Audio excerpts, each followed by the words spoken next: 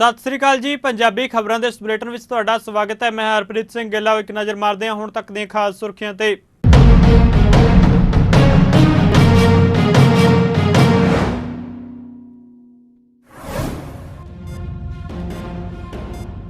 G20 की बैठक में होया इतिहासक फैसला। 8 देश मिलकर बनाउणगे सब तो वड्डा रेल कॉरीडोर।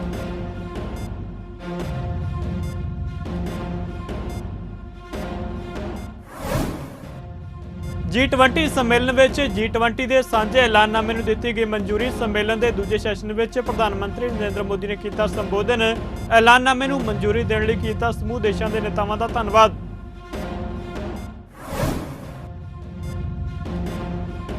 पंजाब के मुख्यमंत्री भगवंत मान ने जलंधर दौरे दौरान 560 सब इंस्पैक्टरों नूं नियुक्ति पत्र वंडे। विरोधियों उत्ते साधे तिखे निशाने।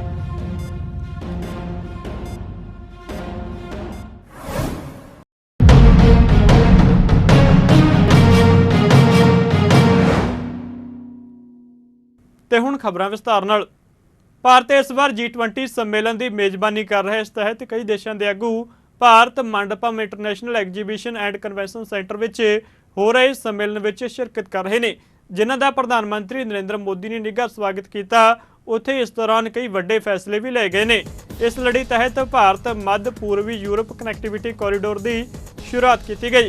ये भारत, संयुक्त अरब अमीरात, सऊदी अरब, EU, फ्रांस, इटली, जर्मनी और अमरीका नूं शामिल करने वाले कनैक्टिविटी और बुनियादी ढांचे ते सहयोग उत्ते एक इतिहासिक और अपनी तरह की पहली पहल है।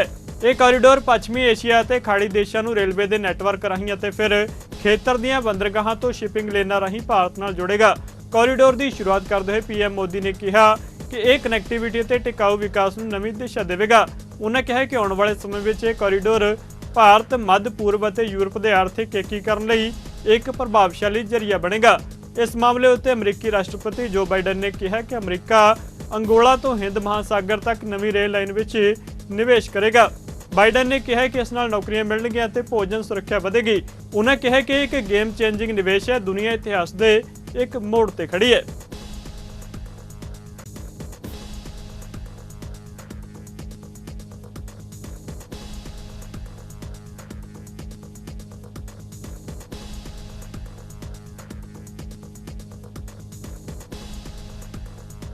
दिल्ली के प्रगति मैदान में G20 सम्मेलन चल रहा है। कॉन्फ्रेंस के पहले दिन नवी दिल्ली में G20 सांझे ऐलाननामे नूं मंजूरी दी गई।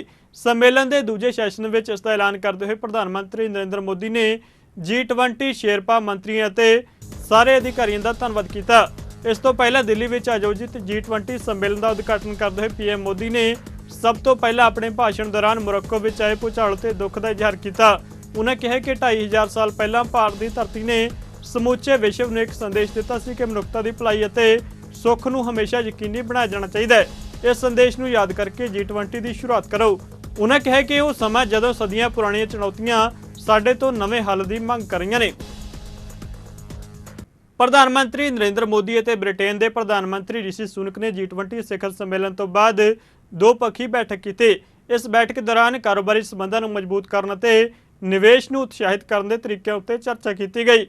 सुनक राष्ट्रीय राजधानी में हो रहे G20 शिखर सम्मेलन में हिस्सा लैण लई बीते दिन भारत पहुंचे सन। शिखर सम्मेलन के पहले सैशन मगरों दोवां नेतावां ने बैठक की। इस तो पहला सुनक ने प्रोग्राम वाली थां ते पहुंचण ते नमस्कार की मुद्रा में प्रधानमंत्री नरेंद्र मोदी का स्वागत किया। प्रधानमंत्री मोदी ने बैठक तो बाद सोशल मीडिया मंच X उत्ते अपनी पोस्ट में कहा कि दिल्ली में G20 शिखर सम्मेलन तो बाद प्रधानमंत्री ऋषि सुनक नाल मुलाकात करना शानदार रहा।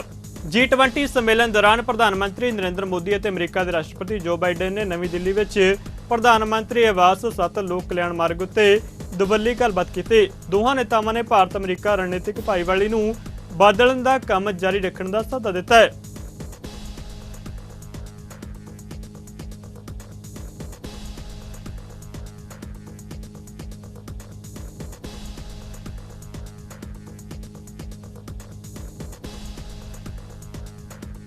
दिल्ली में हो रहे G20 सम्मेलन को संबोधन करदे वित्त मंत्री निर्मला सीतारमण ने कहा कि G20 सम्मेलन मौके नवी दिल्ली लीडर ज घोषणा पत्र को अधिकारत तौर पर अपनाया गया, जो विश्व सहयोग और विकास उत्ते चल रही विचार वटांदरे का मील पत्थर है। ਵਿੱਤ ਮੰਤਰੀ ਨਿਰਮਲਾ ਸੀਤਾਰਮਨ ਨੇ ਪ੍ਰਧਾਨ ਮੰਤਰੀ ਨਰਿੰਦਰ ਮੋਦੀ ਦੀ ਅਗਵਾਈ ਅਤੇ ਵਿਸ਼ਵੀਕਰਨ ਲਈ ਮਨੁੱਖੀ ਕੇਂਦਰਿਤ ਪਹੁੰਚ ਦੇ ਸਾਂਝੇ ਦ੍ਰਿਸ਼ਟੀਕੋਣ ਨੂੰ ਉਜਾਗਰ ਕਰਨ ਵਾਲੇ ਘੋਸ਼ਣਾ ਪੱਤਰ ਨੂੰ ਅਪਣਾਉਣ ਦਾ ਐਲਾਨ ਕੀਤਾ ਹੈ। ਸੀਤਾਰਮਨ ਨੇ ਨਵੀਂ ਦਿੱਲੀ ਵਿੱਚ ਨੇਤਾਵਾਂ ਦੀ ਘੋਸ਼ਣਾ ਦਾ ਸਮਰਥਨ ਕਰਨ ਵਿੱਚ ਉਹਨਾਂ ਦੇ ਸਹਿਯੋਗ ਅਤੇ ਸਮਰਥਨ ਲਈ ਸਾਰੇ G20 ਮੈਂਬਰ ਦੇਸ਼ਾਂ ਦਾ ਧੰਨਵਾਦ ਕੀਤਾ। ਉਹਨਾਂ ਨੇ ਜ਼ੋਰ ਦੇ ਕੇ ਕਿਹਾ ਕਿ ਵਿਸ਼ਵ ਵਿਆਪੀ ਵਿਕਾਸ ਲਈ ਪ੍ਰਧਾਨ ਮੰਤਰੀ ਨਰਿੰਦਰ ਮੋਦੀ ਦਾ ਮਨੁੱਖੀ ਕੇਂਦਰਿਤ ਪਹੁੰਚ ਦਾ ਦ੍ਰਿਸ਼ਟੀਕੋਣ ਅੰਤਰਰਾਸ਼ਟਰੀ ਭਾਈਚਾਰੇ ਵਿੱਚ ਮਜ਼ਬੂਤੀ ਨਾਲ ਗੂੰਜਿਆ। ਨਵੀਂ ਦਿੱਲੀ ਵਿੱਚ ਨੇਤਾਵਾਂ ਦਾ ਐਲਾਨਨਾਮਾ ਇਹਨਾਂ ਦੇਸ਼ਾਂ ਦੇ ਸਾਹਮਣੇ ਆਉਣ ਵਾਲੀਆਂ ਦਰਪੇਸ਼ ਚੁਣੌਤੀਆਂ ਅਤੇ ਮੌਕਿਆਂ ਨੂੰ ਪਛਾਣਨ, ਗਲੋਬਲ ਸਾਊਥ ਦੀਆਂ ਚਿੰਤਾਵਾਂ ਅਤੇ ਤਰਜੀਹਾਂ ਨੂੰ ਹੱਲ ਕਰਨ ਦੀ ਮਹੱਤਤਾ ਨੂੰ ਰੇਖਾਂਕਿਤ ਕਰਦਾ ਹੈ। ਵਿਦੇਸ਼ ਮੰਤਰੀ ਐਸ ਜੈ ਸ਼ੰਕਰ ਨੇ ਕਿਹਾ ਕਿ G20 ਨੇ ਭਾਰਤ ਨੂੰ ਵਿਸ਼ਵ ਲਈ ਅਤੇ ਵਿਸ਼ਵ ਨੂੰ ਭਾਰਤ ਲਈ ਤਿਆਰ ਕਰਨ ਵਿੱਚ ਯੋਗਦਾਨ ਦਿੱਤਾ ਹੈ। ਉਹਨਾਂ ਰੇਖਾਂਕਿਤ ਕੀਤਾ ਕਿ ਸਮੂਹ ਦੀ ਭਾਰਤੀ ਪ੍ਰਧਾਨਗੀ ਨੇ ਗਲੋਬਲ ਸਾਊਥ ਦੀਆਂ ਤਤਕਾਲ ਚਿੰਤਾਵਾਂ ਨੂੰ ਦੂਰ ਕਰਨ ਨੂੰ ਪਹਿਲ ਦਿੱਤੀ ਹੈ। G20 ਸਿਖਰ ਸੰਮੇਲਨ ਦੇ ਨਤੀਜਿਆਂ ਉੱਤੇ ਇੱਕ ਪ੍ਰੈਸ ਕਾਨਫਰੰਸ ਨੂੰ ਸੰਬੋਧਨ ਕਰਦਿਆਂ ਜੈ ਸ਼ੰਕਰ ਨੇ ਕਿਹਾ ਕਿ ਅਫਰੀਕੀ ਸੰਘ ਭਾਰਤ ਦੀ ਪ੍ਰਧਾਨਗੀ ਵਿੱਚ ਸਮੂਹ ਦਾ ਮੈਂਬਰ ਬਣ ਗਿਆ, ਜੋ ਉਸ ਪਹਿਲ ਨੂੰ ਧਿਆਨ ਵਿੱਚ ਰੱਖਦੇ ਹੋਏ ਕੀਤੀ ਗਈ ਸੀ ਕਿ ਦੇਸ਼ ਗਲੋਬਲ ਸਾਊਥ ਦੀਆਂ ਤਤਕਾਲ ਚਿੰਤਾਵਾਂ ਨੂੰ ਸੰਬੋਧਨ ਕਰਨ ਲਈ ਆਪਣਾ ਸਮਰਥਨ ਦਿੰਦਾ ਹੈ। ਭਾਰਤ ਦੇ ਰਾਸ਼ਟਰਪਤੀ ਦ੍ਰੌਪਦੀ ਮੁਰਮੂ ਦੇ ਸੱਦੇ ਉੱਤੇ G20 ਸੰਮੇਲਨ ਵਿੱਚ ਸ਼ਿਰਕਤ ਕਰਨ ਲਈ ਆਏ ਵੱਖ-ਵੱਖ ਦੇਸ਼ਾਂ ਦੇ ਨੇਤਾ ਅਤੇ ਵਫਦ ਦੇ ਮੁਖੀ ਰਾਤ ਦੇ ਖਾਣੇ ਮੌਕੇ ਸ਼ਾਮਲ ਹੋਏ। ਇਸ ਮੌਕੇ ਪਹੁੰਚਣ ਉੱਤੇ ਇੱਕ ਸਵਾਗਤੀ ਫੋਟੋ ਖਿਚਵਾਈ ਗਈ। ਰਾਤ 8 ਵਜੇ ਤੋਂ ਰਾਤ 9 ਵਜੇ ਤੱਕ ਨੇਤਾ ਰਾਤ ਦੇ ਖਾਣੇ ਉੱਤੇ ਗੱਲਬਾਤ ਵਿੱਚ ਸ਼ਾਮਲ ਹੋਏ।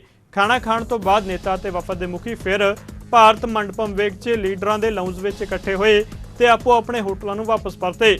ਦੱਸਦੇ ਕਿ ਇਸ ਮੌਕੇ ਅਮਰੀਕੀ ਰਾਸ਼ਟਰਪਤੀ ਜੋ ਬਾਈਡਨ, ਬ੍ਰਿਟਿਸ਼ ਪ੍ਰਧਾਨ ਮੰਤਰੀ Rishi Sunak, Saudi crown prince Mohammed bin Salman, Canadian ਪ੍ਰਧਾਨ ਮੰਤਰੀ ਜਸਟਿਨ ਟਰੂਡੋ ਅਤੇ ਜਾਪਾਨ ਦੇ ਪ੍ਰਧਾਨ ਮੰਤਰੀ ਫੂਮੀਓ ਕਿਸ਼ੀਦਾ ਰਾਤ ਦੇ ਖਾਣੇ ਮੌਕੇ ਸ਼ਾਮਲ ਹੋਏ ਪ੍ਰਮੁੱਖ ਨੇਤਾਵਾਂ ਵਿੱਚ ਸ਼ਾਮਲ ਸਨ।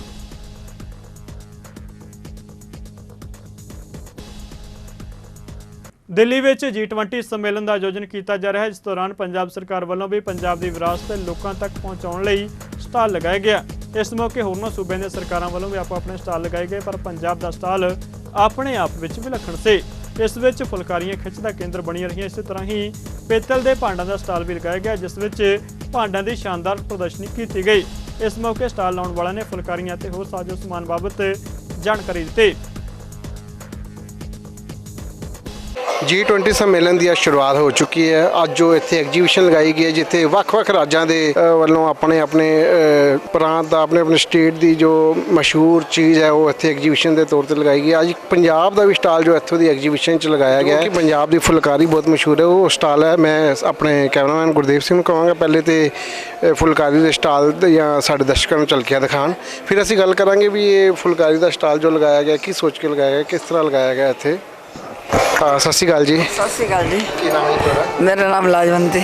ਲਾਲਵੰਤੀ ਜੀ, ਅੱਜ G20 ਦਾ ਅਵਸਰ ਹੈ, ਤੁਹਾਡੇ ਸਟਾਲ ਲਗਾਇਆ ਗਿਆ, ਕੀ ਕਹਿਣਾ ਚਾਹੁੰਦੇ? ਬਹੁਤ ਅੱਛਾ ਵੀ ਪ੍ਰਧਾਨ ਮੰਤਰੀ, ਮੈਂ ਤਾਂ ਕਹਿੰਦੀ ਹੋਰ ਵੀ ਅੱਛੇ ਕਰਦਾ ਰਹੇ, ਨਾਲੇ ਲੋਕਾਂ ਨੂੰ ਪਤਾ ਲੱਗੇ ਇਹ ਚੀਜ਼ ਵੀ ਫੁਲਕਾਰੀ ਹੁੰਦੀ ਕੀ ਹੈ।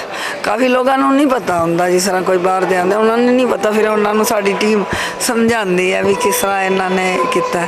ਕਿਸ ਤਰ੍ਹਾਂ ਇਸ ਐਗਜੀਬਿਸ਼ਨ ਨੂੰ ਦੇਖਦੇ? ਮੈਂ ਹੈਗਾ ਜੀ ਇੰਡਸਟਰੀਜ਼ ਡਿਪਾਰਟਮੈਂਟ ਤੋਂ, Punjab small and export corporation ਤੋਂ। I am deputy general manager ਤੇ ਮੈਂ ਇੱਥੇ ਦਿੱਲੀ ਬੇਸਡ ਹੈਗਾ ਜੀ ਫੁਲਕਾਰੀ ਪੰਜਾਬ ਗਵਰਨਮੈਂਟ ਇੰਪੋਰੀਅਮ ਵਿੱਚ।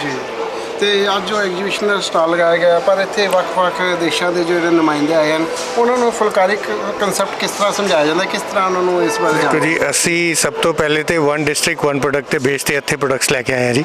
ਸਾਨੂੰ ਇਹ ਇਨਸਟਰਕਸ਼ਨ ਸੀਗੀਆਂ ਕਿ ਜਿਹੜੀ ਡਿਸਟ੍ਰਿਕਟ ਦਾ ਜਿੱਥੇ ਸਪੈਸ਼ਲਿਟੀ ਹੈ ਉਹ ਤੁਸੀਂ ਹਾਈਲਾਈਟ ਕਰਨੀ ਹੈ, ਪੰਜਾਬ ਦਰਸਾਉਣਾ। ਅਸੀਂ ਹੁਸ਼ਿਆਰਪੁਰ ਦਾ ਇਨਲੇ ਵਰਕ ਲੈ ਕੇ ਆਏ ਹਾਂ, ਤੁਸੀਂ ਮੇਰੇ ਪਿੱਛੇ ਦੇਖੋਗੇ ਇਨਲੇ ਵਰਕ ਡਿਸਪਲੇਡ ਹੈ। ਨਾਲ ਹੀ ਤੁਸੀਂ ਅੱਗੇ ਦੇਖੋਗੇ ਜੰਡਿਆਲਾ ਦਾ ਆਪਣਾ ਟਠੇਰਾ ਵਰਕ ਹੈਗਾ ਜੀ। ਫਰਦਰ ਫਿਰ ਤੁਸੀਂ ਦੇਖੋ ਮੁਕਤਸਰ ਦੀ ਜੁੱਤੀਆਂ ਹੈਗੀਆਂ ਜੀ। ਫਿਰ ਉਹ ਮੋਹਾਲੀ ਦੀ ਇੱਕ ਆਰਟਿਸਟ ਹੈਗੇ ਸਾਡੇ ਜਿਹੜੇ ਉਹ ਫਿਗਰਸ ਬਣਾਉਂਦੇ ਨੇ, ਉਸ ਸਾਈਡ ਤੇ ਹੈਗੇ ਨੇ। ਤੇ ਪੰਜਾਬ ਤੇ ਸਾਡਾ GI ਟੈਗ ਹੈਗਾ ਜੀ, ਤੇ it is a Punjab product and we have got the GI tag for that. Further ਜੀ ਜਿਹੜਾ ਜਿਸ ਤਰ੍ਹਾਂ ਹੈਗਾ ਠਠੇਰਾ ਦਾ, ਇਹਨੂੰ ਵੀ ਅਸੀਂ GI ਟੈਗ ਦਿਵਾਉਣ ਦੀ ਕੋਸ਼ਿਸ਼ ਕਰ ਰਹੇ ਹਾਂ ਜੀ, and we are into it. Punjab ਜੀ ਇਸ ਐਗਜੀਬਿਸ਼ਨ 'ਚ ਕੁਝ ਪੁਰਾਤਨ ਬਰਤਨ ਵੀ ਲਗਾਏ ਗਏ ਹਨ, ਭਾਵੇਂ ਉਹ ਆਪਣਾ ਤਾਂਬੇ ਦੇ ਹਨ, ਭਾਵੇਂ ਪਿੱਤਲ ਦੇ ਹਨ। ਔਰ ਤੁਹਾਨੂੰ ਦਿਖਾ ਦਈਏ, ਤਾਂਬੇ ਦਾ ਬਾਹਰੋਂ ਗੋਲਡ ਨਜ਼ਰ ਆ ਰਿਹਾ, ਅੰਦਰੋਂ ਚਿੱਟਾ ਨਜ਼ਰ ਆ ਰਿਹਾ ਹੈ। ਅੱਜ ਦੀ ਜਨਰੇਸ਼ਨ ਨੂੰ ਇਹ ਦੱਸਣਾ ਬੜਾ ਜ਼ਰੂਰੀ ਹੈ। ਸਾਡੇ ਨਾਲ ਕੁਲਵਿੰਦਰ ਜੀ ਹੈਗੇ ਨੇ। ਕੁਲਵਿੰਦਰ ਜੀ, ਮੈਂ ਚਾਹਾਂਗਾ ਸਾਡੇ ਦਰਸ਼ਕਾਂ ਨੂੰ ਨਾ ਇਹਦੇ ਅੰਦਰਲੇ ਚਿੱਟੇਪਨ ਦਾ ਤੇ ਬਾਹਰਲੇ ਗੋਲਡਨਪਨ ਦਾ ਦੱਸੋ। ਬਾਹਰਲਾ 골ਡਨ ਪਨ ਤੇ ਕਿਉਂਕਿ ਪਿੱਤਲ ਹੈ ਇਸ ਕਰਕੇ ਹੈ, ਅੰਦਰਲਾ ਇਹਨੂੰ ਕਲੀ ਕੀਤੀ ਗਈ ਹੈ, ਨਿਕਲ ਕੋਟਿੰਗ ਕੀਤੀ ਗਈ ਹੈ ਤੇ ਉਹ ਇਸ ਕਰਕੇ ਇਹਨੂੰ ਵਾਈਟ ਕੀਤਾ ਜਾਂਦਾ ਹੈ। ਉਹਦਾ ਰੀਜ਼ਨ ਇਹ ਹੈਗਾ ਕਿ ਕਈ ਜਿਹੜਾ ਸਾਡਾ ਸਾਲਟ ਹੈ ਜਾਂ ਖਟਾਈ ਹੈ ਉਹ ਰਿਐਕਟ ਕਰਕੇ ਜਿਹੜੀ ਡਿਸ਼ ਵਿੱਚ ਪਾਈ ਗਈ ਉਹਦਾ ਟੇਸਟ ਖਰਾਬ ਕਰ ਦਿੰਦੇ ਆ ਤੇ ਕਲੀ ਤੋਂ ਬਿਨਾਂ ਅਸੀਂ ਇਹਨੂੰ ਯੂਜ਼ ਨਹੀਂ ਕਰ ਸਕਦੇ। ਹੈਲਥ ਵਾਸਤੇ ਇਸ ਨੂੰ ਕਿਸ ਤਰ੍ਹਾਂ ਦੇਖਦੇ ਹੋ? ਹੈਲਥ ਵਾਸਤੇ ਇਹ ਬਿਲਕੁਲ ਨੈਚੁਰਲ ਮਟੀਰੀਅਲਸ ਨੇ, ਜਿੱਦਾਂ ਅਸੀਂ ਆਇਰਨ ਚੋਂ ਆਇਰਨ ਦੀ ਕੰਟੈਂਟ ਨੂੰ ਕਹਿੰਦੇ ਆ ਲਈਏ, ਜਾਂ ਪਲਾਸਟਿਕ ਜਾਂ ਸਟੀਲ ਦੇ ਜਿਹੜੇ ਬੈਡ ਇਫੈਕਟਸ ਨੇ ਉਹ ਫੂਡ ਦੇ ਵਿੱਚ ਮਿਕਸ ਹੁੰਦੇ ਨੇ, ਪਰ ਇਹਨਾਂ ਦੇ ਨਹੀਂ ਹੁੰਦੇ। ਇਹ ਜਿਹੜੇ ਸਾਡੇ ਪੁਰਾਣੇ ਭਾਂਡੇ ਸੀ ਉਹ ਪਿੱਤਲ ਹੋਏ, ਤਾਂਬਾ ਹੋਏ ਜਾਂ ਕੈਂ ਹੋਏ, ਜਿਹਨੂੰ ਬ੍ਰੌਂਜ਼ ਜਾਂ ਅਸੀਂ ਕਾਪਰ ਕਹਿ ਲਈਏ, ਇਹਨਾਂ ਵਿੱਚੋਂ ਨਹੀਂ ਹੁੰਦੇ। ਉਹ ਬਿਲਕੁਲ ਨੈਚੁਰਲੀ ਉੱਦਾਂ ਹੀ ਰਹਿੰਦੇ ਨੇ, ਨੋ ਅਦਰ ਕੋਈ ਉਹਦੇ 'ਚ ਕੈਮੀਕਲ ਰਿਐਕਸ਼ਨ ਨਹੀਂ ਹੁੰਦਾ। ਇਹ ਦਾ ਪਲੱਸ ਪੁਆਇੰਟ ਹੈ। ਮੈਂ ਦੱਸਣਾ ਚਾਹਾਂਗਾ ਸਰ ਕਿ ਇਹ ਅੰਮ੍ਰਿਤਸਰ ਦੇ ਲਾਗੇ ਇੱਕ ਪਿੰਡ ਹੈ ਜੰਡਿਆਲਾ ਗੁਰੂ, ਉੱਥੇ ਮਹਾਰਾਜਾ ਰਣਜੀਤ ਸਿੰਘ ਜੀ ਨੇ ਆਪਣੇ ਟਾਈਮ 'ਚ ਕਰਾਫਟ ਨੂੰ ਵਧਾਉਣ ਵਾਸਤੇ, ਉਹਨਾਂ ਚੀਜ਼ਾਂ ਨੂੰ ਇਕੱਠਾ ਕਰਨ ਵਾਸਤੇ ਸ਼੍ਰੀਨਗਰ ਕਸ਼ਮੀਰ ਤੋਂ ਕੁਝ ਕਾਰੀਗਰ ਬੁਲਾਏ ਸੀ, ਜਿਨ੍ਹਾਂ ਨੂੰ ਉੱਥੇ ਵਸਾ ਕੇ ਉੱਥੇ ਇੱਕ ਕਸ਼ਮੀਰੀ ਲੇਨ ਹੈ ਜਿਹਦੇ ਵਿੱਚ ਭਾਂਡੇ ਬਣਦੇ ਨੇ। ਅਲਟੀਮੇਟਲੀ ਫਿਰ ਹੌਲੀ ਹੌਲੀ ਸਾਡੇ ਲੋਕਾਂ ਨੇ ਅਡਾਪਟ ਕੀਤਾ ਤੇ ਉੱਥੇ ਉਹ ਕਰਾਫਟ ਵਧਣਾ ਸ਼ੁਰੂ ਹੋਈ। ਇਹਨੂੰ ਅਸੀਂ ਜਿਓਗ੍ਰਾਫੀਕਲ ਇੰਡੀਕੇਸ਼ਨ ਵਾਸਤੇ ਵੀ ਅਪਲਾਈ ਕੀਤਾ, ਉਹਦੇ ਵਾਸਤੇ ਸਾਡੀ ਪ੍ਰੋਸੈਸਿੰਗ ਚੱਲ ਰਹੀ ਹੈ। Punjab small industry and export corporation ਦਾ ਦੱਸੇ GI ਕਰਾ ਰਹੀ ਹੈ। GI ਇਜ਼ ਭੂਗੋਲਿਕ ਸੰਕੇਤ, ਜਿਓਗ੍ਰਾਫੀਕਲ ਇੰਡੀਕੇਸ਼ਨ। ਫਿਰ ਉਹਦੇ ਨਾਲ ਕੀ ਹੁੰਦਾ ਕਿ ਜਿਹੜੇ ਆਰਟੀਜ਼ਨ ਹੈ ਉਹਨਾਂ ਨੂੰ ਲੀਗਲ ਪ੍ਰੋਟੈਕਸ਼ਨ ਮਿਲ ਜਾਂਦੀ ਹੈ ਤੇ ਉਹ ਸਾਡੀ ਪ੍ਰੋਸੈਸਿੰਗ ਚੱਲ ਰਹੀ ਹੈ। ਸਾਡੇ ਭਾਂਡਿਆਂ ਦੀ ਯੂਨੀਕਨੈਸ ਇਹ ਹੈ, ਮੈਂ ਜ਼ਿਆਦਾ ਇਸ ਕਰਕੇ ਦੱਸ ਰਿਹਾ ਕਿ ਇੱਥੇ ਕੁਝ ਐਦਾਂ ਦੇ ਭਾਂਡੇ ਨੇ ਜਿਹੜੇ ਵੈਸੇ ਤੇ ਸਾਰੀ ਜਗ੍ਹਾ ਇੰਡੀਆ 'ਚ ਭਾਂਡੇ ਬਣਦੇ ਨੇ, ਜਗਾਦਰੀ ਬਣਦੇ ਨੇ, ਹੋਰ ਜਗ੍ਹਾ 'ਚ ਬਣਦੇ ਨੇ, ਹੁਸ਼ਿਆਰਪੁਰ ਬਣਦੇ ਨੇ, ਲੇਕਿਨ ਜਿਹੜੇ ਸਾਡੇ ਅੰਮ੍ਰਿਤਸਰ ਦੇ ਭਾਂਡੇ ਆ, ਜੰਡਿਆਲਾ ਗੁਰੂ ਦੇ ਭਾਂਡੇ ਆ, ਉਹਨਾਂ ਵਿੱਚ ਸਾਡੇ ਗੁਰਦੁਆਰਿਆਂ ਵਿੱਚ, ਸਾਡੇ ਹੋਰ ਰਿਲੀਜੀਅਸ ਪਲੇਸਿਸ ਵਾਸਤੇ ਜਿਹੜੇ ਭਾਂਡੇ ਯੂਜ਼ ਹੁੰਦੇ ਆ, ਜਾਂ ਜਿਹੜੇ ਇਹ ਲੱਸੀ ਦੇ ਕੜੀ ਦੇ ਗਲਾਸ ਨੇ, ਇਹ ਜਿਹੜੀਆਂ ਚੀਜ਼ਾਂ ਨੇ ਉੱਥੇ ਦੀ ਯੂਨੀਕ ਚੀਜ਼ ਹੈ ਜਿਹੜੀ ਉੱਥੇ ਬਣਦੀ ਹੈ। ਕੜਾਹੀਆਂ ਬਣਦੀਆਂ ਨੇ, ਵੱਡੀਆਂ ਦੇਗੇ ਬਣਦੇ ਨੇ। ਅਕਸਰ ਅੱਜ ਕੱਲ੍ਹ ਹਵੇਲੀ ਦੇ ਵਿੱਚ ਦੇਖਣ ਨੂੰ ਮਿਲਦੇ ਹਨ। ਬਿਲਕੁਲ ਸਰ, ਹਵੇਲੀ ਦੇ ਵਿੱਚ ਜੰਡਿਆਲਾ ਗੁਰੂ ਤੋਂ ਹੀ ਭਾਂਡੇ ਪ੍ਰੋਕਿਓਰ ਕੀਤੇ ਗਏ ਨੇ। ਉੱਥੇ ਸਭ ਤੋਂ ਸਸਤਾ ਭਾਂਡਾ ਬਣਦਾ ਤੇ ਸਭ ਤੋਂ ਅੱਛਾ ਭਾਂਡਾ ਬਣਦਾ ਜੰਡਿਆਲਾ ਗੁਰੂ ਅੰਮ੍ਰਿਤਸਰ। ਕਹਿੰਦੇ ਜੀ ਤੁਸੀਂ ਪੁਰਾਤਨ ਭਾਂਡਿਆਂ ਬਾਰੇ ਦੱਸਿਆ, ਇਹਨਾਂ ਦੀ ਵਰਤੋਂ ਕਰਨ ਬਾਰੇ ਦੱਸਿਆ, ਇਹਨਾਂ ਦੀ ਸਾਂਭ ਸੰਭਾਲ ਬਾਰੇ ਵੀ ਦੱਸਿਆ। ਪਿਛਲੇ ਦਿਨ ਸਿੰਗਰਾਂ ਨੇ ਪੰਜਾਬ ਦੇ ਵਿੱਚ ਜੋ ਪਗੜੀ ਸਿਰ ਤੋਂ ਘਟਦੀ ਜਾ ਰਹੀ ਸੀ, ਪਗੜੀ ਨੂੰ ਬੜਾ ਪ੍ਰਮੋਟ ਕੀਤਾ। ਚਾਹੇ ਉਹਨਾਂ ਦੇ ਸਿਰ ਤੇ ਵਾਲ ਨਹੀਂ ਸਨ, ਪਗੜੀਆਂ ਬੜੀਆਂ ਸੋਹਣੀਆਂ ਸੋਹਣੀਆਂ ਬਣਨੀਆਂ ਸ਼ੁਰੂ ਕਰ ਦਿੱਤੀਆਂ, ਜਿਸ ਨੂੰ ਦੇਖ ਕੇ ਅੱਜ ਦਾ ਯੂਥ ਪਗੜੀ ਬਣ ਰਿਹਾ ਹੈ। ਪਰ ਕਿਤੇ ਨਾ ਕਿਤੇ ਜੁੱਤੀ ਵੀ ਯੂਥ ਨਾਲ ਸੰਬੰਧਿਤ ਹੈਗੀ ਹੈ। ਪੰਜਾਬੀ ਜੁੱਤੀ ਬਾਰੇ ਵੀ ਸਾਡੇ ਵਿੱਚ ਬਿਲਕੁਲ ਸਰ, ਪੰਜਾਬੀ ਜੁੱਤੀ ਸਾਡੀ ਬਹੁਤ ਮਸ਼ਹੂਰ ਹੈ। ਇਨੀਸ਼ੀਅਲੀ ਜਿਹੜੀ ਜੁੱਤੀ ਹੁੰਦੀ ਸੀ ਉਹ ਮੁਕਤਸਰ 'ਚ ਹੁੰਦੀ ਸੀ।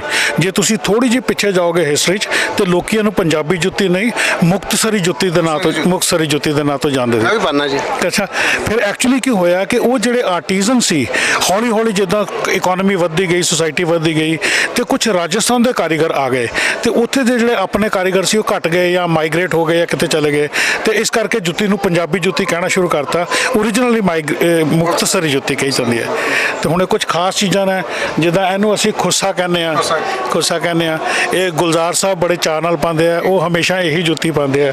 ਹੁਣ ਇਹ ਪਟਿਆਲਾ ਵਿੱਚ ਬਣਦੀ ਹੈ। ਹੁਣ ਇਹ ਇੱਕ ਅਬੋਹਰ ਸਟਾਈਲ ਜੁੱਤੀ ਹੈ। ਇਹਨੂੰ ਅਸੀਂ ਪਛਾਣਦੇ ਇਸ ਤਰ੍ਹਾਂ ਕਿ ਅਬੋਹਰ ਦੇ ਵਿੱਚ ਇਹਦੇ 'ਚ ਨਾ ਪੰਚ ਕਰਕੇ ਪੰਚਿੰਗ ਕੀਤੀ ਜਾਂਦੀ ਹੈ, ਫਿਰ ਇਹਨੂੰ ਕੀਤਾ ਜਾਂਦਾ। ਇਹ ਫਾਜ਼ਿਲਕਾ ਸਟਾਈਲ ਹੈ। ਫਾਜ਼ਿਲਕਾ ਦੇ ਵਿੱਚ ਹੈਗਾ ਕਿ ਬਿਲਕੁਲ ਇੰਟਰੀਕੇਟ, ਬਿਲਕੁਲ ਥਿਕ ਐਮਬਰਾਇਡਰੀ ਕਰਕੇ ਆਲ ਓਵਰ ਨੂੰ ਕਵਰ ਕਰ ਦਿੱਤਾ ਜਾਂਦਾ। ਇਹ ਕੁਝ ਟਿਪੀਕਲ ਟ੍ਰੈਂਡਸ ਨੇ ਜਿਹਨਾਂ ਨੂੰ ਅਸੀਂ, ਇਹ ਪਟਿਆਲਾ ਸ਼ਾਹੀ ਹੈ, ਜਿਸ ਤਰ੍ਹਾਂ ਉਸ ਤਰ੍ਹਾਂ ਦੀਆਂ ਜੁੱਤੀਆਂ ਨੇ। ਇਹ ਡਿਫਰੈਂਟ ਵੈਰਾਈਟੀਜ਼ ਆਫ ਜੁੱਤੀਆਂ ਨੇ ਸਾਡੀਆਂ ਪੰਜਾਬ। ਮੁਕਤਸਰ ਬਾਰੇ ਵੀ ਦੱਸੋ। ਮੁਕਤਸਰ ਸਰ ਤੁਹਾਨੂੰ ਪਤਾ ਹੀ ਹੈ, ਅਬੋਹਰ ਦੀ ਵੀ ਦਿਖਾਈ, ਬਠਿੰਡਾ ਦੀ ਵੀ ਦਿਖਾਈ, ਪਟਿਆਲਾ ਦੀ ਵੀ ਦਿਖਾਈ। ਮੁਕਤਸਰ ਦੀ ਤੁਸੀਂ ਦੇਖ, ਇਹ ਬੜੀ ਅੱਛਾ ਕੁਐਸਚਨ ਹੈ ਕਿ ਮੁਕਤਸਰੀ ਜੁੱਤੀ ਲੁਪਤ ਹੋ ਗਈ। ਜਿਸ ਤਰ੍ਹਾਂ ਉੱਥੇ ਕੁਝ 10 ਜਾਂ 12 ਕਾਰੀਗਰ ਨੇ ਜਿਹੜੇ ਮੁਕਤਸਰ ਬਾਜ਼ਾਰ 'ਚ ਬੈਠਦੇ ਨੇ, ਉਹ ਕਰਦੇ ਨੇ, ਉਹ ਬਸ ਹੋਰ ਕੋਈ ਉੱਥੇ ਨਹੀਂ ਹੈ। ਪ੍ਰੋਡਕਸ਼ਨ ਉੱਥੇ ਹੀ ਰਹਿ ਜਾਂਦੀ ਹੈ, ਉਹ ਵਿਕਦੀ ਹੈ ਸਰ, ਬਹੁਤ ਘੱਟ ਪ੍ਰੋਡਕਸ਼ਨ। ਮੇਰੇ ਕਹਿੰਦਾ ਮਤਲਬ ਮੁਕਤਸਰ ਤੋਂ ਪ੍ਰੋਡਕਸ਼ਨ ਬਾਹਰ ਜਾਂਦੀ ਹੈ ਜਾਂ ਉੱਥੇ ਹੀ ਰਹਿ ਜਾਂਦੀ ਹੈ ਸਰ, ਉੱਥੇ ਹੀ ਵਿਕ ਜਾਂਦੀ ਹੈ। ਬਹੁਤ ਥੋੜਾ ਸਮਾਨ ਬਣਦਾ ਕਿਉਂਕਿ ਪ੍ਰੋਡਕਸ਼ਨ ਕਰਨ ਵਾਲੇ ਬੰਦੇ ਬਹੁਤ ਥੋੜੇ ਨੇ। ਰਾਜ ਸਰਕਾਰ ਨੇ ਰਾਜਸਥਾਨ ਵਿੱਚ ਕੋਈ ਵੀ ਭੁੱਖਾ ਨਹੀਂ ਸੌਂਦਾ ਦੇ ਸੰਕਲਪ ਨੂੰ ਸਾਕਾਰ ਕਰਨ ਲਈ ਇੱਕ ਹੋਰ ਕਦਮ ਚੁੱਕਿਆ ਹੈ। ਹੁਣ ਸ਼ਹਿਰਾਂ ਵਾਂਗ ਇੰਦਰਾ ਰਸੋਈ ਯੋਜਨਾ ਪਿੰਡੂ ਸ਼ੁਰੂ ਕੀਤੀ ਜਾ ਰਹੀ ਹੈ। ਮੁੱਖ ਮੰਤਰੀ ਅਸ਼ੋਕ ਗਹਿਲੋਤ ਭਲਕੇ ਦੁਪਹਿਰ 12 ਵਜੇ ਨਿਵਾਈ ਟੋਂਕ ਦੇ ਝੇਲਿਆਂ ਤੋਂ ਇਸ ਯੋਜਨਾ ਦੀ ਸ਼ੁਰੂਆਤ ਕਰਨਗੇ। ਇਸ ਤੋਂ ਇਲਾਵਾ ਉਹ ਵੱਖ-ਵੱਖ ਜ਼ਿਲ੍ਹਿਆਂ ਵਿੱਚ ਚੱਲ ਰਹੀ ਇੰਦਰਾ ਰਸੋਈ ਦੇ ਲਾਭਪਾਤਰੀਆਂ ਨਾਲ ਵੀ ਗੱਲਬਾਤ ਕਰਨਗੇ। ਸੂਬੇ ਦੀਆਂ ਸ਼ਹਿਰੀ ਸੰਸਥਾਵਾਂ ਵਿੱਚ ਲਗਭਗ 1000 ਇੰਦਰਾ ਰਸੋਈਆਂ ਦੇ ਸਫਲ ਆਪਰੇਸ਼ਨ ਤੋਂ ਬਾਅਦ ਮੁੱਖ ਮੰਤਰੀ ਨੇ ਬਜਟ 2023-24 ਵਿੱਚ ਇਹਨਾਂ ਦੀ ਉਪਯੋਗਤਾ ਨੂੰ ਵੇਖਦੇ ਹੋਏ ਪੇਂਡੂ ਖੇਤਰਾਂ ਵਿੱਚ ਵੀ 1000 ਰਸੋਈਆਂ ਸ਼ੁਰੂ ਕਰਨ ਦਾ ਐਲਾਨ ਕੀਤਾ ਸੀ। ਇਸ ਯੋਜਨਾ ਤਹਿਤ ਇਸ ਸਾਲ ਵਿੱਚ 1000 ਰਸੋਈਆਂ ਰਾਹੀਂ ਪੇਂਡੂ ਖੇਤਰਾਂ ਵਿੱਚ ਲੋੜਵੰਦਾਂ ਨੂੰ ਲਗਭਗ 7 ਕਰੋੜ 30 ਲੱਖ ਫੂਡ ਪਲੇਟਾਂ ਪ੍ਰਦਾਨ ਕਰਨ ਦਾ ਟੀਚਾ ਰੱਖਿਆ ਗਿਆ ਹੈ।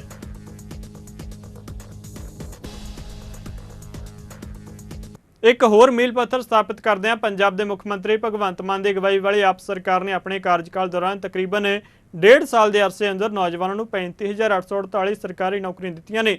ਪੰਜਾਬ ਪੁਲਿਸ ਵਿੱਚ ਨਵੇਂ ਭਰਤੀ ਹੋਏ 560 ਸਬ ਇੰਸਪੈਕਟਰਾਂ ਨੂੰ ਨਿਯੁਕਤੀ ਪੱਤਰ ਸੌਂਪਣ ਤੋਂ ਬਾਅਦ ਇਕੱਠ ਨੂੰ ਸੰਬੋਧਨ ਕਰਦਿਆਂ ਮੁੱਖ ਮੰਤਰੀ ਨੇ ਕਿਹਾ ਕਿ ਪਿਛਲੀਆਂ ਸਰਕਾਰਾਂ ਦੀ ਬੇਰੁਖੀ ਕਾਰਨ ਇਹਨਾਂ ਪੁਲਿਸ ਮੁਲਾਜ਼ਮਾਂ ਨੂੰ 2 ਸਾਲਾਂ ਬਾਅਦ ਇਹ ਨਿਯੁਕਤੀ ਪੱਤਰ ਮਿਲੇ ਨੇ। ਉਹਨਾਂ ਨੇ ਨਵੇਂ ਭਰਤੀ ਹੋਏ ਸਬ ਇੰਸਪੈਕਟਰਾਂ ਨੂੰ ਕਿਹਾ ਕਿ ਉਹ ਆਪਣੇ ਅਹੁਦੇ ਦੀ ਵਰਤੋਂ ਲੋਕਾਂ ਦੀ ਭਲਾਈ ਅਤੇ ਸੇਵਾ ਲਈ ਕਰਨ, ਨਾ ਕਿ ਉਹਨਾਂ ਨੂੰ ਪਰੇਸ਼ਾਨ ਕਰਨ ਲਈ। ਉਹਨਾਂ ਕਿਹਾ ਕਿ ਸੂਬਾ ਸਰਕਾਰ ਲੋਕਾਂ ਦੀ ਭਲਾਈ ਨੂੰ ਯਕੀਨੀ ਬਣਾਉਣ ਲਈ ਵਚਨਬੱਧ ਹੈ, ਜਿਸ ਲਈ ਠੋਸ ਯਤਨ ਕੀਤੇ ਜਾ ਰਹੇ ਨੇ। ਇਸ ਦੇ ਨਾਲ ਹੀ ਮੁੱਖ ਮੰਤਰੀ ਨੇ ਐਲਾਨ ਕੀਤਾ ਕਿ ਸੂਬਾ ਸਰਕਾਰ ਪੰਜਾਬ ਪੁਲਿਸ ਵਿੱਚ 1700 ਕਾਂਸਟੇਬਲਾਂ ਦੀ ਭਰਤੀ ਲਈ ਜਲਦ ਹੀ ਇੱਕ ਵੱਡੀ ਮੁਹਿੰਮ ਸ਼ੁਰੂ ਕਰੇਗੀ। ਉਹਨਾਂ ਕਿਹਾ ਕਿ ਪੰਜਾਬ ਪੁਲਿਸ ਨੇ ਸ਼ੁਰੂ ਤੋਂ ਹੀ ਸਖਤ ਮਿਹਨਤ, ਲਗਨ ਅਤੇ ਵਚਨਬੱਧਤਾ ਨਾਲ ਸੂਬੇ ਦੀ ਸੇਵਾ ਕੀਤੀ ਹੈ। ਅੱਜ 560 ਆਉਣ ਵਾਲੇ ਦਿਨਾਂ 'ਚ 1700 ਤੋਂ ਉੱਪਰ ਕਾਂਸਟੇਬਲਾਂ ਦੀ ਭਰਤੀ ਹੋਊਗੀ। ਤਿਆਰੀਆਂ ਕਰੀ ਜਾਂਦੇ ਆ ਮੁੰਡੇ, 2.25 ਲੱਖ ਐਪਲੀਕੇਸ਼ਨਾਂ ਆ ਚੁੱਕੀਆਂ ਨੇ। ਗਰਾਊਂਡ 'ਚ ਤਿਆਰੀ ਕਰ ਰਹੇ ਆ ਫਿਜ਼ੀਕਲ ਟੈਸਟ ਦੀ। ਜੇ ਨੀਅਤ ਸਾਫ਼ ਹੋਵੇ ਸਭ ਕੁਝ ਹੋ ਸਕਦਾ ਹੈ, ਪਰ ਨੀਅਤ ਸਾਫ਼ ਹੀ ਹੈ ਨਹੀਂ। ਆਪ ਕੁਝ ਕਰਨਾ ਨਹੀਂ, ਜੇ ਕਰਨਾ ਤਾਂ ਹਿੱਸਾ ਮੰਗਣਾ ਹੈ। ਮੇਰਾ ਕਿੰਨਾ ਹਿੱਸਾ ਹੈ ਚ? तो राजा वड़िंग कहना राजस्थान दे क्यों रखे 4? वो भी पंजाबी नहीं। मैं कहा तू तो राजस्थान बारे ना ही गल कर। पंजाब दियां बसां ते राजस्थान दियां बाडियां लगियां, आने वाले दिनों च पता लगूगा। पंजाब च बाडियां पूरी दुनिया बसां दियां बाडियां लवाउण वास्ते साडे कोले आउंदी है, ये बाडियां लवाउण राजस्थान गए। बाई गॉड, मैं तो जो फाइलों देखदा ना, कई बार DGP साहब भी नाल बैठे होंगे फाइलों, मतलब रिश्वत करन दे भी तरीकों की शाबाशी देनी बनती है। कई बार तो भी क्या तरीका भालिया यार पैसे लुट्टण दा। कोई नहीं बख्शा जाऊगा जी, कोई नहीं बख्शा जाऊगा। पंजाब राज कानूनी सेवावां अथॉरिटी ਅਤੇ माणयोग पंजाब ਅਤੇ हरियाणा हाईकोर्ट चंडीगढ़ ਦੀਆਂ ਹਦਾਇਤਾਂ ਅਨੁਸਾਰ हरप्रीत कौर रंधावा माणयोग जिला ਅਤੇ सैशन जज कम चेयरमैन जिला कानूनी सेवावां अथॉरिटी अमृतसर की रहनुमाई ਵਿੱਚ श्री रसपाल सिंह सिविल जज सहित ਸਕੱਤਰ जिला कानूनी सेवा अथॉरिटी अमृतसर जियां ਦੇ ਯਤਨਾਂ ਸਦਕਾ ਨੈਸ਼ਨਲ ਲੋਕ ਅਦਾਲਤ ਦਾ ਆਯੋਜਨ ਕੀਤਾ ਗਿਆ। ਇਹ ਨੈਸ਼ਨਲ ਲੋਕ ਅਦਾਲਤ ਜ਼ਿਲ੍ਹਾ ਕਚਹਿਰੀ ਅੰਮ੍ਰਿਤਸਰ ਅਤੇ ਇਸ ਦੇ ਨਾਲ ਤਹਿਸੀਲ ਅਜਨਾਲਾ ਅਤੇ ਬਾਬਾ ਬਕਾਲਾ ਸਾਹਿਬ ਵਿੱਚ ਲਗਾਈ ਗਈ। ਇਸ ਨੈਸ਼ਨਲ ਲੋਕ ਅਦਾਲਤ ਵਿੱਚ ਚੈੱਕ, ਬੈਂਕਾਂ, ਜ਼ਮੀਨੀ ਵਿਵਾਦਾਂ, ਘਰੇਲੂ ਝਗੜਿਆਂ ਅਤੇ ਹੋਰ ਤਕਰੀਬਨ ਸਾਰੇ ਕਿਸਮਾਂ ਦੇ ਕੇਸਾਂ ਦਾ ਨਿਪਟਾਰਾ ਕੀਤਾ ਗਿਆ। इस नैशनल लोक अदालत के सारे बैंचा वालों तकरीबन 29,284 केस सुनवाई वास्ते रखे गए सन, जिन्हां विचों 19,833 केसां दा आपसी राजीनामे नाल निपटारा कर दिता गया। हाँ जी, अज असी 9 सतंबर नूं अमृतसर विखे अजनाला ते बाबा बकाला साहब विखे असी नैशनल लोक अदालत लगाई है। इहदे च असी अराउंड 27,000 केसिस टेकअप कीते ने, जिन्हां विचों कि प्री लिटिगेटिव केसिस भी ने, क्राइम अगेंस्ट विमेन वाले केसिस भी ने और नैगोशिएबल इंस्ट्रूमेंट एक्ट केसिस भी ने, सिविल फौजदारी केसिस वो ने जिहड़े कि कंपाउंड नहीं हो सकते, कंपाउंडेबल नहीं। वो सारे केसिस असी इत्थे लए ने और सानू पूरी उम्मीद है कि असी मैक्सीमम डिस्पोजल करांगे। लोक अदालत लगाउण दा बहुत फायदा जी, जिवें कि असी देखिआ कि कई वारी कचहरी च कुछ प्रोसीजरल टाइम लग जांदा, लोकां नू काफ़ी वारी कोर्ट्स जाना पैंदा और उहदे नाल थोड़ा डिले हो जांदा है उन्हां दे केसां दी डिस्पोजल। लोक अदालत एक इहो जिहा प्लेटफॉर्म है जिहदे विच वो आके अपने केसिस राजीनामे नाल छेती निबेड़ सकते हैं। और सब तो वड्डा इहदा फायदा यह है कि इहदी कोई अपील नहीं हुंदी, जिहड़ा भी लोक अदालत फैसला हुंदा वो फाइनल हुंदा। श्रोमणी गुरुद्वारा प्रबंधक कमेटी वालों महाराजा रिपू दमन सिंह नूं समर्पित 100 साला शताब्दी नाभा दिवस के तौर पर मनाई गई। इस मौके करवाए गए समागम में श्री अकाल तख्त साहिब के जथेदार ज्ञानी रघुवीर सिंह, श्रोमणी कमेटी के प्रधान एडवोकेट हरजिंदर सिंह धामी, साबका प्रधान ते होर पतवंते सज्जनां ने शमूलियत की।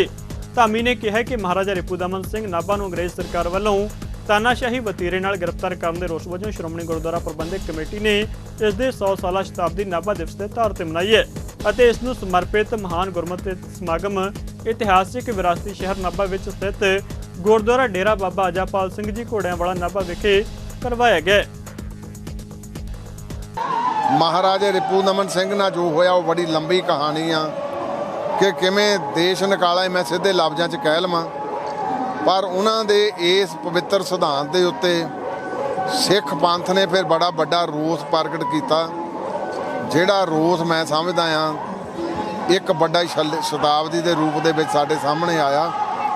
ਸੋ ਮੈਂ ਉਸ 100 ਸਾਲਾ ਸ਼ਤਾਬਦੀ ਉਹਦੇ ਸਬੰਧ ਦੇ ਵਿੱਚ ਸ਼੍ਰੋਮਣੀ ਗੁਰਦੁਆਰਾ ਪ੍ਰਬੰਧਕ ਕਮੇਟੀ ਵੱਲੋਂ ਔਰ ਸਮੁੱਚੀ ਸਾਡੀ ਇੱਥੇ ਸਾਰੀ ਜਾਇਦਾਦ ਸਾਹਿਬ ਕਮੇਟੀ ਵੱਲੋਂ ਤੇ ਸ਼੍ਰੋਮਣੀ ਗੁਰਦੁਆਰਾ ਪ੍ਰਬੰਧਕ ਕਮੇਟੀ ਦੀ ਐਗਜ਼ੈਕਟਿਵ ਵੱਲੋਂ ਫੈਸਲਾ ਕੀਤਾ ਗਿਆ ਸੀ, ਜਿੱਥੇ ਆਪਾਂ ਇਹ ਸ਼ਤਾਬਦੀ ਮਨਾਉਣੀ ਉੱਥੇ ਜੈਤੋਂ ਦੇ ਮੋਰਚੇ ਦੀ ਪ੍ਰੰਭਤਾ ਜਿਹੜੀ ਇਹਦੇ ਨਾਲ ਹੀ ਜੁੜੀ ਉਹਦੀ 14 ਸੈਪਟੰਬਰ ਤੋਂ ਵੱਡੇ ਸਮਾਗਮ ਸ਼ੁਰੂ ਹੋ ਜਾਣੇ ਆ, ਭਾਵੇਂ ਆਪਾਂ ਉਹ ਫਰਵਰੀ ਦੇ ਵਿੱਚ ਮਨਾਉਣਾ ਆ।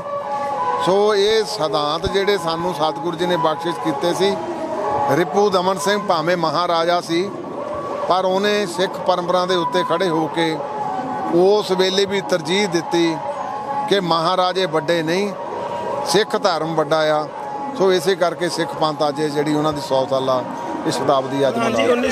ਸੰਗਤ ਦੇ ਦਿਮਾਗ ਵਿੱਚੋਂ, ਸੰਗਤ ਦੇ ਨਕਸ਼ੇ ਵਿੱਚੋਂ ਇਹ ਚੀਜ਼ਾਂ ਮਿਟਦੀਆਂ ਜਾਂਦੀਆਂ ਨੇ। ਸੋ ਇਹਨਾਂ ਚੀਜ਼ਾਂ ਨੂੰ ਤਾਜ਼ਾ ਕਰਕੇ ਸੰਗਤ ਨੂੰ ਪਤਾ ਲੱਗਦਾ ਕਿ ਸਾਡੇ ਜਿਹੜੇ ਮਹਾਨ ਯੋਧੇ ਸੀਗੇ ਉਹਨਾਂ ਨੇ ਕਿਸ ਤਰ੍ਹਾਂ ਕੁਰਬਾਨੀਆਂ ਦੇ ਕੇ ਇਸ ਦੇਸ਼ ਨੂੰ ਆਜ਼ਾਦ ਕਰਾਇਆ ਤੇ ਅੰਗਰੇਜ਼ਾਂ ਦੀ ਧੱਕਾਸ਼ਾਹੀ ਜਿਹੜੀ ਸੀਗੀ ਉਹਦੇ ਖਿਲਾਫ ਆਵਾਜ਼ ਬੁਲੰਦ ਕੀਤੀ ਸੀ। ਸੋ ਅੱਜ ਮੈਂ ਮੁਬਾਰਕਬਾਦ ਦੇਣੀ ਚਾਹੁੰਦਾ ਗੁਰਦੁਆਰਾ ਪ੍ਰਬੰਧਕ ਕਮੇਟੀ ਨੂੰ, ਸ਼੍ਰੋਮਣੀ ਅਕਾਲੀ ਦਲ ਨੂੰ, ਸਮੁੱਚੀਆਂ ਸੰਗਤਾਂ ਨੂੰ ਧੰਨਵਾਦ ਕਰਨਾ ਚਾਹੁੰਦਾ ਕਿ ਜਿਨ੍ਹਾਂ ਨੇ ਵੱਡੇ ਰੂਪ ਵਿੱਚ ਸ਼ਮੂਲੀਅਤ ਕਰਕੇ ਗੁਰੂ ਪਾਤਸ਼ਾਹ ਦੇ ਚਰਨਾਂ 'ਚ ਅਰਦਾਸ ਬੇਨਤੀ ਕਰਨ ਲਈ ਆਪਾਂ ਸਾਰੇ ਇਕੱਠੇ ਹੋਏ ਹਾਂ ਤੇ ਗੁਰੂ ਪਾਤਸ਼ਾਹ ਬਖਸ਼ਿਸ਼ ਕਰੇ ਕਿ ਪੰਜਾਬੀਅਤ ਜਿਹੜੀ ਕਿ ਵੱਧਦੀ ਚੜ੍ਹਦੀ ਰਹੇ ਤੇ ਸਿੱਖਾਂ ਦਾ ਨਾਮ ਬੋਲਬਾਲਾ ਗੁਰੂ ਪਾਤਸ਼ਾਹ ਰੱਖੇ। ਵਾਹਿਗੁਰੂ ਜੀ ਕਾ ਖਾਲਸਾ ਵਾਹਿਗੁਰੂ। ਫਰੀਦਕੋਟ ਦੇ ਪਿੰਡ ਪੱਖੀ ਕਲਾਂ ਦੀ ਇੱਕ 18 ਸਾਲਾ ਮੁਟਿਆਰ ਜੋ ਕਿ ਆਈਲੈਟਸ ਦੀ ਤਿਆਰੀ ਕਰ ਰਹੀ ਸੀ ਵੱਲੋਂ ਫਰੀਦਕੋਟ ਦੇ ਕੋਟਪੂਰਾ ਰੋਡ ਤੇ ਲੰਘਦੀ ਸਰਹਿੰਦ ਨਹਿਰ ਵਿੱਚ ਛਾਲ ਮਾਰ ਕੇ ਖੁਦਕੁਸ਼ੀ ਕਰਨ ਦਾ ਮਾਮਲਾ ਸਾਹਮਣੇ ਆਇਆ। ਮਰਨ ਤੋਂ ਪਹਿਲਾਂ ਕੁੜੀ ਵੱਲੋਂ ਕਥਿਤ ਤੌਰ ਤੇ ਇੱਕ ਵੀਡੀਓ ਬਣਾ ਕੇ ਆਪਣੇ ਸੋਸ਼ਲ ਮੀਡੀਆ ਅਕਾਊਂਟ ਉੱਤੇ ਪੋਸਟ ਕੀਤੀ ਗਈ, ਜਿਸ ਵਿੱਚ ਉਸਨੇ ਆਪਣੇ ਪਰਿਵਾਰ ਦੀ ਸਥਿਤੀ ਬਾਰੇ ਸਪਸ਼ਟ ਕੀਤਾ ਤੇ ਨਾਲ ਹੀ ਡਿਪਰੈਸ਼ਨ ਦਾ ਇਲਾਜ ਚੱਲਣ ਦਾ ਵੀ ਜ਼ਿਕਰ ਕੀਤਾ। ਨਹਿਰ ਦੇ ਕਿਨਾਰੇ ਲੜਕੀ ਦਾ ਬੈਗ ਚੁੰਨੀ ਪਏ ਮਿਲੇ ਨੇ। ਫਿਲਹਾਲ ਕੁੜੀ ਦੇ ਪਰਿਵਾਰਕ ਮੈਂਬਰ ਅਤੇ ਪੁਲਿਸ ਵੱਲੋਂ ਉਸ ਦੀ ਤਲਾਸ਼ ਕੀਤੀ ਜਾ ਰਹੀ ਹੈ।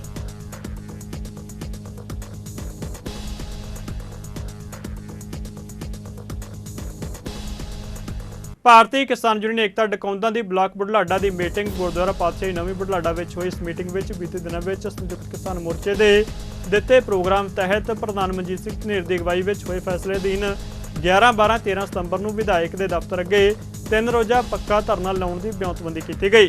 ਕਿਸਾਨ ਆਗੂਆਂ ਨੇ ਕਿਹਾ ਕਿ ਕਿਸਾਨੀ ਮੰਗਾਂ ਨੂੰ ਲੈ ਕੇ ਉਹ ਮੁੜ ਤੋਂ ਸੰਘਰਸ਼ ਵਿੱਢਣਗੇ।